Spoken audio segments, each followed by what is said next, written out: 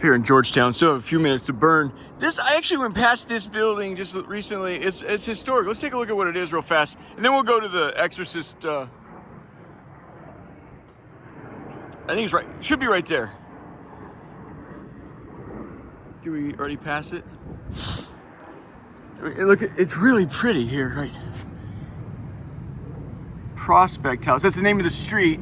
Erected in 1788, you guys, right after the Revolution. And the war didn't end until, John Templeman, later home of James Forrestal, first Secretary of Defense.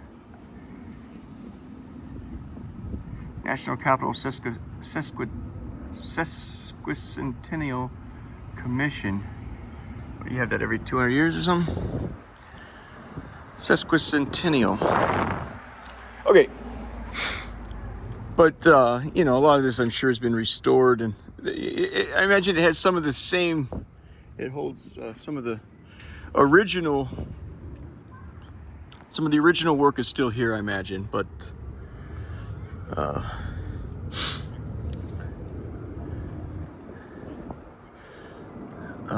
so, and I think this used to be, okay, so it's the same house, okay. Look how pretty that is, ain't it pretty?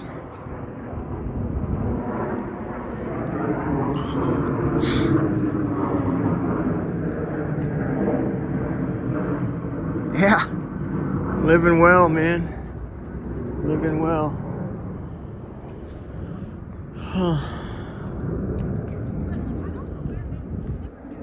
Excuse me. And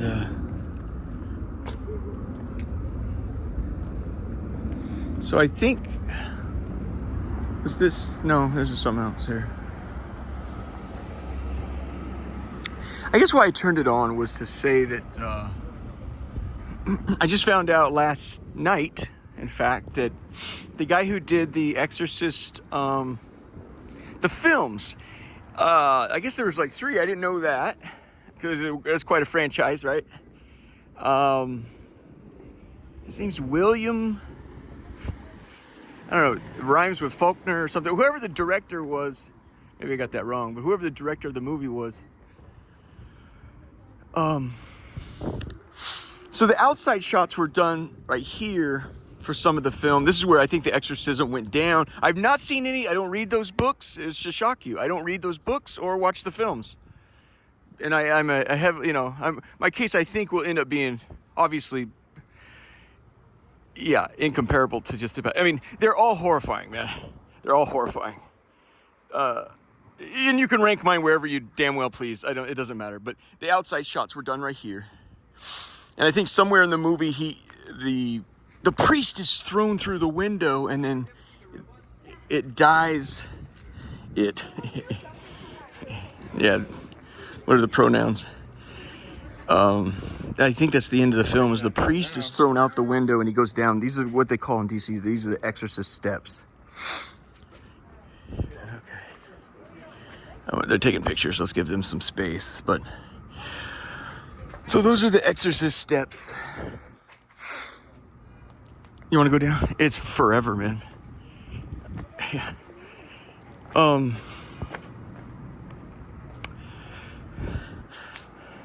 I'm not playing games, bud.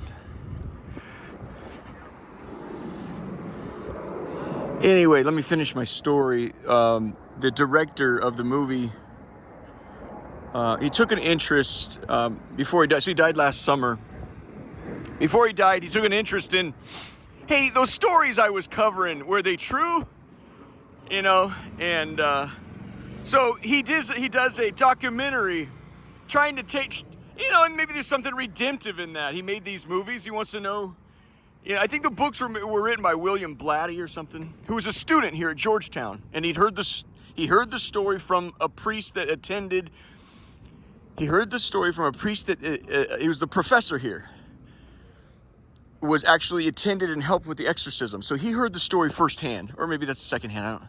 That's firsthand, as a student at Georgetown. And it happened here, and he was a student here, so he wrote the book. Here's the tombs.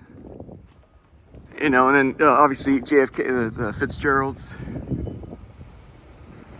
John Fitzgerald Kennedy. So what I would say that's very interesting and you might find helpful, he does a documentary before he dies, maybe 5, 6, at least 10 years ago. So he goes to the Vatican and he meets with what was then called, his name, he had an unofficial title of chief exorcist. As somebody who's spent, you know, now a good portion of my life in this mess, I think most exorcists are fuck-offs. That the Vatican has to be... I don't think they want anything to do with demon stuff. A lot of them don't even believe in it. Some, let me rephrase that. Some do not even believe in that world.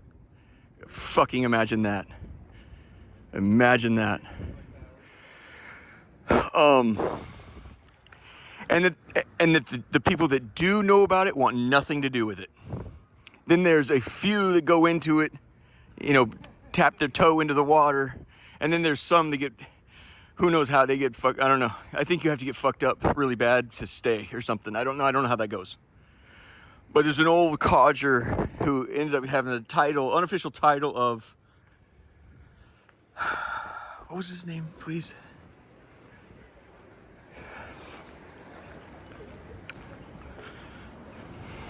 Father Amorth. So the Hollywood guy that made, went to the moon with I'm sure that it made a ton of money at the time. It's just, it reignited something that had been long dormant about in the human psyche and in the soul about the other things that are going on. The evidence is there, you know. I've got no respect for priests who, I don't respect most of you, almost all of you. I gave the Protestants a hard time. Most priests, I don't fucking respect you. I don't know what the fuck you're doing. I know it's the zeitgeist, the spirit of the times to be a fuck off. All you got on your mind is fucking leisure. Go fuck yourself, man. Anyway, and I fucking mean that from the depths of my heart. Yeah, like he says in Tombstone and Wyatt Earp. The guy grabs well, if you're in the fight, then grab the fucking gun or get the fuck out of the way.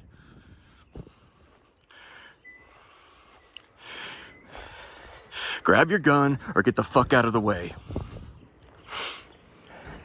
So he does a special. He goes and talks, and his surprise is Father Amorth, who was just a few years. Father Amorth died in 2014. My affair would blow up in 2017. So I just missed the hot shot, you know. But there's others that are around. There, you know, you can get help.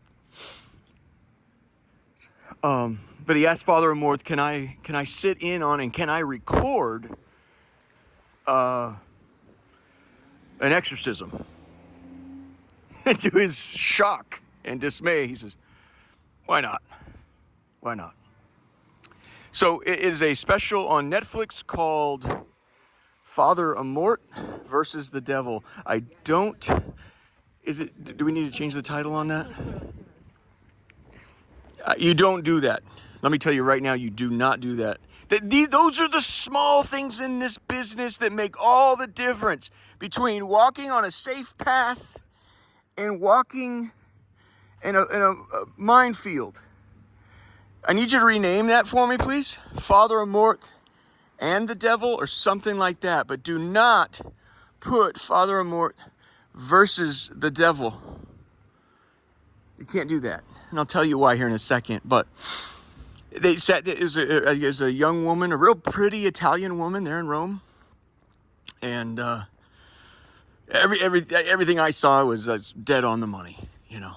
It was, but you can hear it for yourself, you know. And more women are possessed than men for some reason. We don't know why, you know. So here's a walk through George. There's real kind of a pretty section. Then these are obviously, this is a little more low rent right here, right? Why? Well, it's kind of a slapboard thing, right? You don't have the bricks and so forth, but I'm not sure I've been up this street. There you go, Georgetown Institute for Women, Peace, and Security. Okay, so G-Dub might have bought up some of these, right?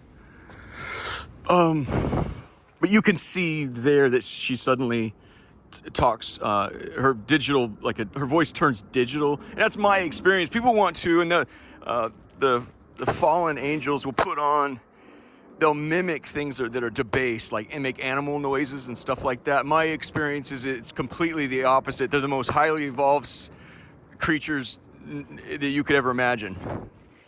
They are and that's why I tremble with this whole supercomputer AI bullshit. I'm dead serious. Why the Ouija boards and shit like that? You need a medium. They need a medium. You can't go directly to them. You got to go to you have to go to a medium. The FBI, you saw it for yourself. The thing I did, the DOJ press release, the psychic, that's a medium. They trust her. They know she's going to keep the secret how it looks on the other side. No. We're just smacking these moon rocks together for good luck, so on and so forth. Whatever their arrangement is, you got to have a medium. But I hate taking AI answers from the computer. I really do. Yeah, I don't want to go too far off the path here, but yeah, they had an AI priest, and funny is they called him AI Father Justin. It was the weirdest thing. The Catholic Church put together an AI. That is their home, man. The nuance. If you want to hear what I'll have to say about we had high school, I played a little bit of basketball, wasn't any good at it, but yeah, good way to get out of the house. But we went to play this team that had an all-star. And they said we were prepping to go against the guy. And our all-star said, let me tell you how this guy works. It's baseline in this area here, near the fucking baseline. He finds him. That is his home. He fucking lives there. Always look for him to appear down in that, between the corner and at that base, that is his home. That's where he makes his money and his hay. Nuance with demons. I'm not giving a demon special right now. I just want to talk about, we're here. I'm going to watch a football game, and but I encourage people to watch it. It's really good, and I believe everything you saw. He even takes the film of the digital voice that comes out of her throat. He takes it to it's as high as you can go. He's sincerely wanting answers. That's as high as you can go. He goes to Columbia University Medical Board of Psychiatry. That is as high. I can't think of any place higher. So it's noon here on campus. So, and they're honest. They said, look, there are things we don't have answers for, but you're asking for scientific questions about a spiritual world. We can't answer those questions. You're asking the wrong. So then he goes down to L.A., Archbishop down in L.A., a guy named, I think, Barron is his name, Barron. Yeah, and he said, so the director of The Exorcist is looking for answers everywhere. He can't get them. So he goes to L.A., talks to the Archbishop, and his answer is just shot right out of his mouth. He goes, oh, yeah, no, I don't participate in things like that. He goes, okay, no, I understand. That's all right. I'll, he's just like, can you recommend anybody? He was getting on to move on. He says, yeah, I don't participate in any of that because I'm not holy enough. He goes, what? And he answered it again, just as matter-of-factly as he started. He goes, yeah, no, it was something like that. You have to attain a certain measure of holiness. Otherwise, they'll eat your fucking lunch. He goes, what? He says, yeah, no, I've not attained that level. And there's no way I'd walk into a room like that. I would never do that. He goes, I'm sorry, no, I'm saying what as in I cannot believe you just said that. And he says again, matter-of-factly, he goes, I don't go in rooms like that. They are far too advanced, and I am not, in my spiritual journey, I am not prepared to take that on. And so that was like the big moment. And he's like, I don't know what takes you so long to find, anyway. Oh, let's end with that. I'm going to go watch a football game. Yeah. I got to find a little place to do this because it was in Malachi Martin's book, Hostage to the Devil. That's what it was. So this is how advanced a demon, they're an angel that is no longer living under God's grace. So imagine the most intellectually superior that's seen they're eons old. They have seen things. They have, seen Jesus. They've seen the Almighty create worlds. They've celebrated. They watched the fall. They know every move in the book.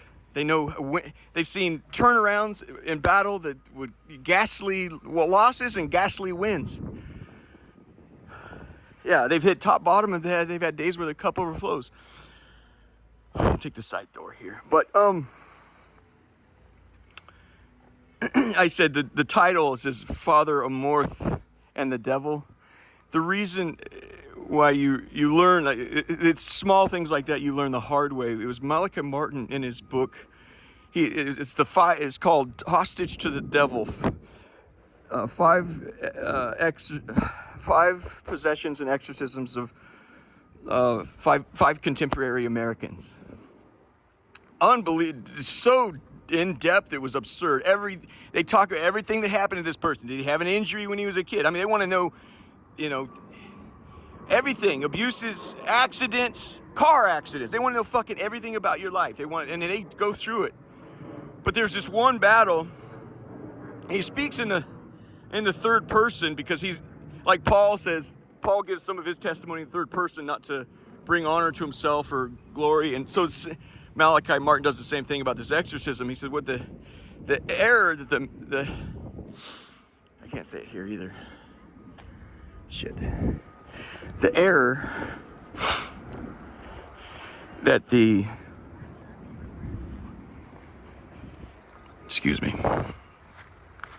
that the priest made in this situation was, what a priest is doing is he's before the afflicted, who's being afflicted and possessed and radically ravaged by demons, he stands in and he's praying for this individual. It's prayer. You understand? When you go before an exorcism is a prayer. You're asking for prayer. Yeah. And that just sort of that begins the healing. It's a long process. Has anybody who's gone through, you're standing there, you pray to the saints to please pray for this suffering soul. And then you're asking God, Mary herself is endowed in a way you can't, it's impossible to conceive. Even she needs the military. The military is the angels. And the angels are waiting for, the command from God. It's God who, you have to move God to give the command, displace. Here's a foreign invader. On land, it should not be there. Now we need to find out how the invader got on that land and why it refuses to leave. It's a process and it's painful. What has happened here? So, the error that Malachi Martin made was the demons had set a trap for him. He finally got him to engage, to talk, so they could go back and forth. It's a real process just to get them to open up. They don't want to do that. When they open up, you realize you're making some gains. Well, the demon knows he's not out of it. He's like, now I got him talking, however, and I've seen this before. So I'll appeal to his pride, which is ugly, one of the ugliest sins man has. The pride is what caused Lucifer to fall. So the demon knows he's not out of it. He's lost ground. There's a back and forth exchange, but he knows he's not out of it. He sees an opening. And what he wants to do is get this priest to take the battle. He wants this priest to stop acting as a medium between God and the afflicted, right? As a priest, that's what, he's trying to get him. So the maneuver he's about to put before this priest to break off where he's losing ground is he sets a trap for him. So there's some back and forth. I imagine the demon acts as if he's lost ground, and so he gets proud. He says something ugly, and he says something like,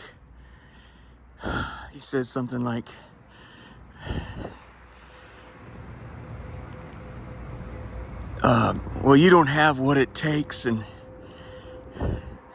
that was all it took. Where the priest responded, he stepped right out of the grace. It's like a beam of light of protection, of grace. he now has a legal right because he steps right outside that bounds.